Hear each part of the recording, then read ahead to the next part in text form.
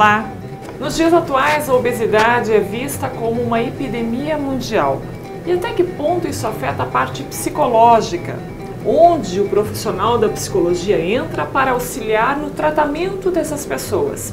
Hoje eu converso com a psicóloga Uziane Scarpeta Gil, que vai falar exatamente sobre isso. Tudo bem, Uziane? Olá, tudo bem, Sarai?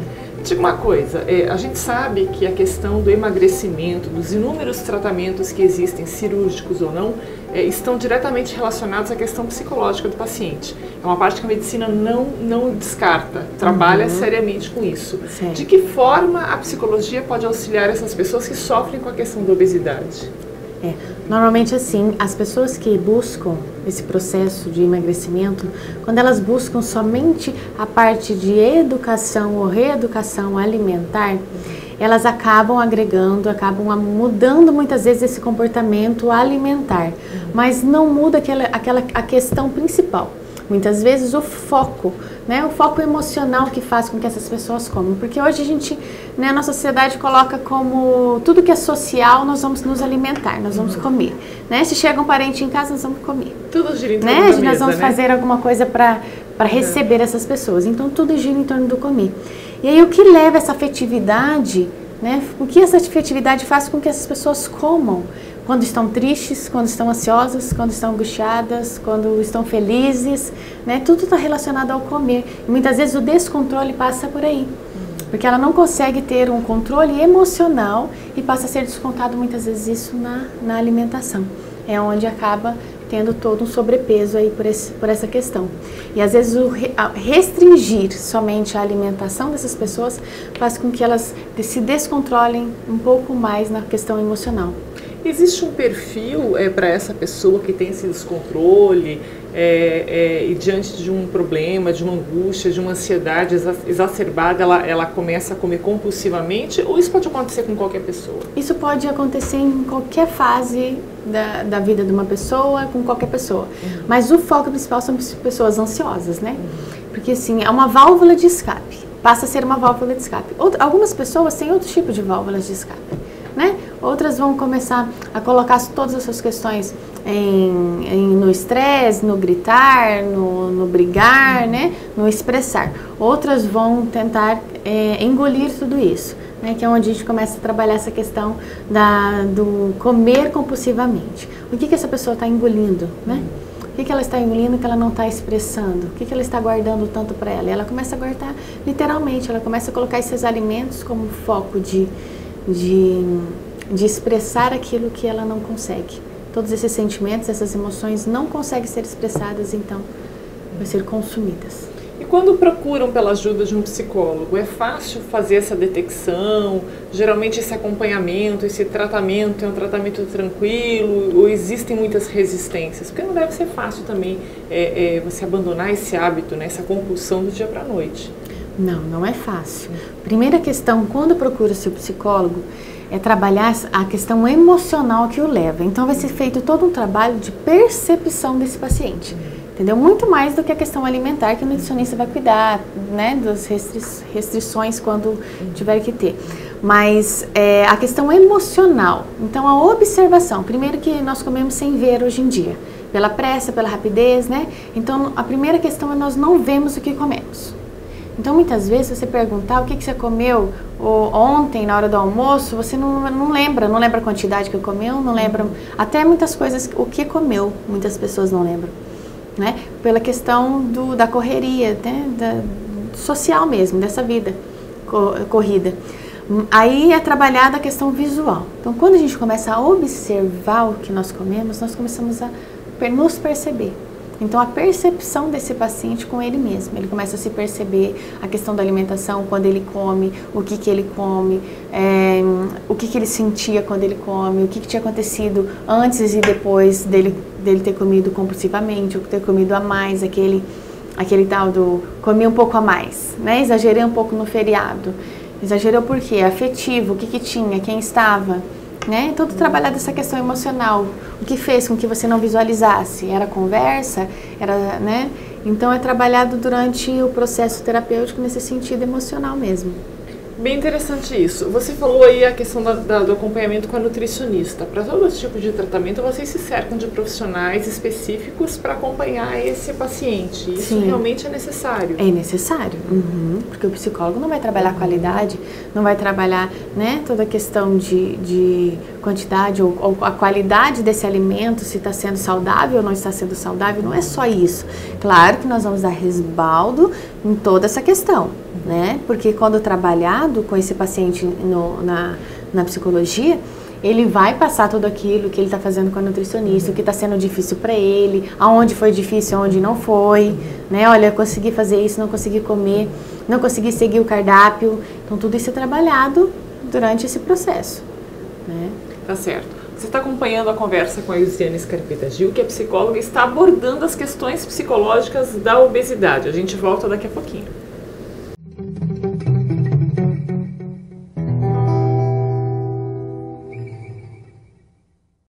O mosquito da dengue está mais perigoso. Agora, ele transmite também a chikungunya, uma doença que, como a dengue, causa febre, dor de cabeça, dor atrás dos olhos e dores ainda mais fortes nas articulações. Mas uma coisa não muda: a forma como combatemos os focos do mosquito. Por isso, fique sempre atento. Mobilize sua família e seus vizinhos e elimine os criadouros do mosquito. Dengue e chikungunya, o perigo aumentou e a responsabilidade de todos também. Uma campanha da TV Medicina e Saúde. Pode respirar fundo. Agora os ambientes coletivos vão ficar 100% livres de fumaça, como escolas e universidades.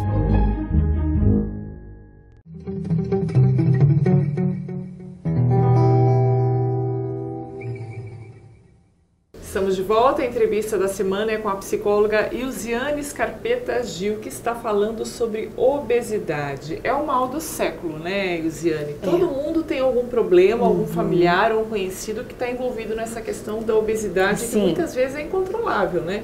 Está relacionado diretamente à questão familiar também?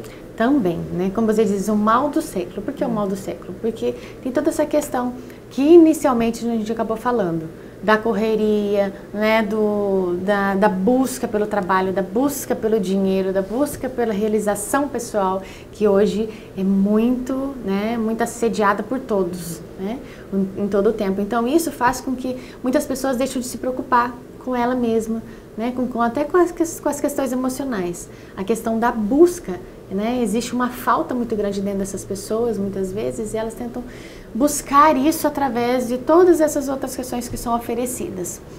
E acaba se esquecendo delas. E a alimentação acaba sendo algo como, muitas vezes, até como um troféu, né? Então, por isso que normalmente a gente come no final de semana, é final de semana. Eu mereço, eu posso. Eu mereço, eu posso, né? Não chega no domingo, acaba comendo a mais, aí né? Porque remorso, tá relaxado. Né? Então, como é triste por essa isso, questão, né? porque é como se fosse um troféu. Nossa, eu trabalhei tanto, né, durante a semana, fiz tantas coisas e eu não mereço, né? O troféu podia ser uma atividade saudável, física, uma atividade física. Uma atividade física, É uma questão busca de também, né? Sim, muito. Né? Era uma busca de prazer. É a mesma questão do social. Por que uma reunião de amigos não pode ser uma reunião de amigos para conversar, para né?